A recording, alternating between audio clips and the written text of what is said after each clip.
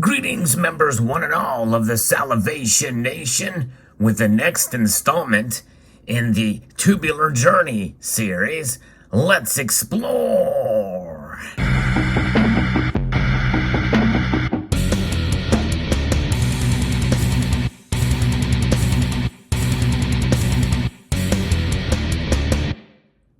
It has been a little while since I've done my first video on this particular installment in that series. There's a playlist, and I'll link to it at the end screen of this video so that you can see how it has changed over the years. You know, you must be agile when you are stacking your silver in various different forms, however it may be. And that has been a message that I've been sending throughout this series. But in this video, you know, sometimes it pays just to stick with it, even if the price changes a bit or the market changes, because it's a really subtle difference. And this is a scenario where that is the case, and also a situation where one of the reasons why I've been waiting to complete this or to continue this journey. Sometimes it's okay to wait to stack in order to fulfill a particular goal. And in this case, I'm going to talk about that as I add 2 more silver half dollars to this tube. And I'm going to take this opportunity to ask you guys, the viewers that do stack constitutional silver, and what your view is, or what has been your experience shopping for constitutional silver or 90% silver. I have found that the half dollars tend to carry a bit more premium than the quarter dollars and the dimes in my journey throughout this. And so typically I have held back in buying, although I went ahead and decided to go ahead and make a purchase here because my local coin shop gave me a fairly good deal on the half dollars that you see before you here. So I'm going to put them inside of this tube. So we had 2 in there before, and we're going to add 2 more, getting us closer to the top. Yes, indeed. And it's always nice to see progress in a tube, to see these coins start to fill that space. And we're going to fill it all the way up to the top, no matter how many it takes to get there. But nonetheless, there you go. 4 now inside of this tube. Still a long ways to go to get to the top. But the reason for this price increase is, at least at the local coin shop from which I purchased these, is they are seeing a greater demand for silver half dollars than they are the other sizes, the quarter dollar and the dime. And why is that? I really don't know.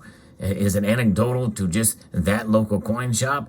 They have a hard time keeping them in stock, or at least they did for a while until I got these, and they did get me a good deal on them. But silver's been a little bit tough to come by in the form of constitutional, and yes, even other forms such as silver rounds and bars and the like.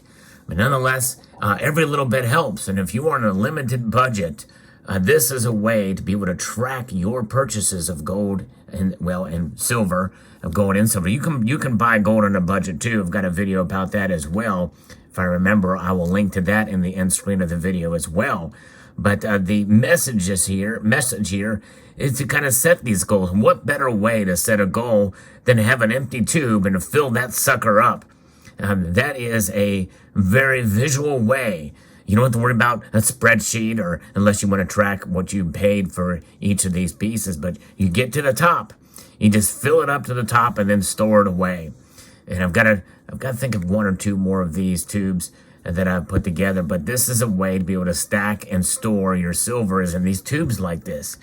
And what better way than to stack half ounce or almost half ounce? This is 0.38, I think, of pure silver.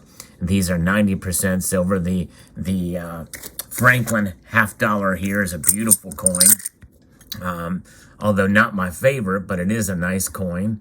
It's got the Liberty Bell, and it's got Benjamin Franklin. It is one of only 2 that are not presidents on our money. The other one being Alexander Hamilton, at least the money that circulates regularly. Salmon P. Chase, I think, is on a $10,000 note, but we don't see those circulating around often or at all, really. But nonetheless, this is an example of a coin that has an historic figure Benjamin Franklin, who was the oldest founding father. Yes, indeed. He lived from 1706 to 1790. Oh, yeah, he lived a long time. Lived quite a life, too, old Ben did. He was quite the character, indeed. A smart guy as a young scientist and elder statesman, an ambassador to the United States. But there it is. There he is. And the Liberty Bell, which you can see to this day in Pennsylvania and Philadelphia, which is also where Benjamin Franklin is buried, not far from where the bell is there in Philadelphia.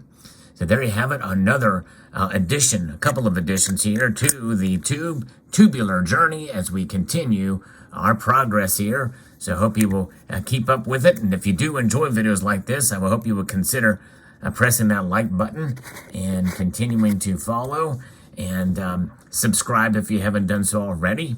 And I would like to extend a multitude of gratitude to you all for taking the time to watch this video and encourage you to please rate, share, comment, and subscribe.